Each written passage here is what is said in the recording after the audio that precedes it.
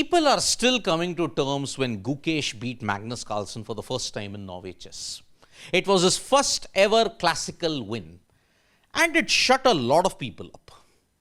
Remember, there is this line going around, and many people, there is a legitimate claim.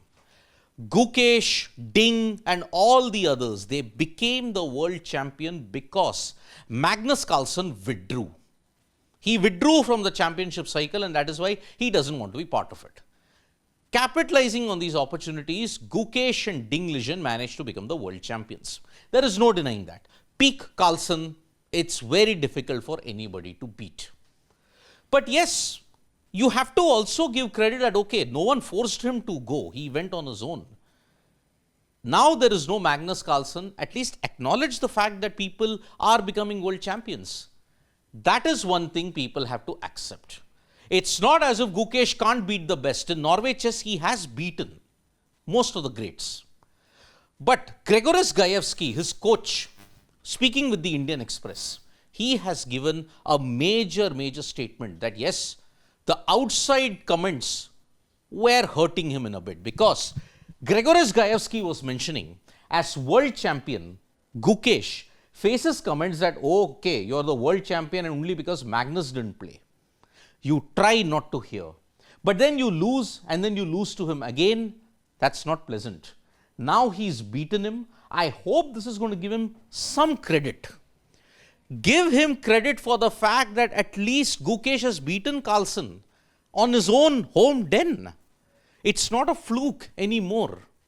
Beating Fabiano Caruana, beating Hikaru Nakamura, beating Magnus Carlsen in one particular venue is not a joke. Just ask Viswanathan Anand. When he managed to draw Anatoly Karpov and beat Garry Kasparov in Reggio Emilia 1991, people never brushed that off as a fluke. Why does Gukesh then have to go through the same? He's beaten the three best ELO players above him. What more do you want? So that is why Gaevsky, he insists that yes, give Gukesh credit for beating him. This thing that, okay, you're world champion because Magnus is not playing, that died. That comment died the day he beat him. So that is why Gaevsky also stated that what was the main issue? Why was Gukesh struggling to beat Carlsen on a frequent basis? We saw the main problem was time management. Because of it, he managed to lose the position that he should not have lost. Things happen in time trouble. That's what Gaevsky identified.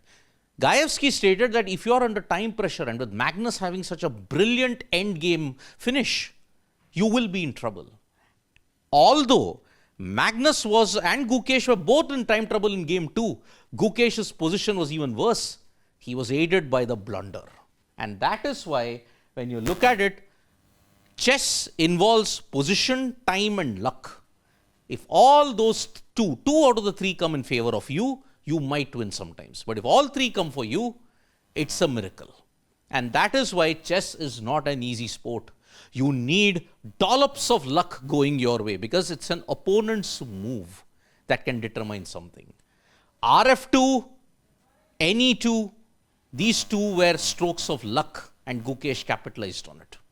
And that is not a negative thing to say.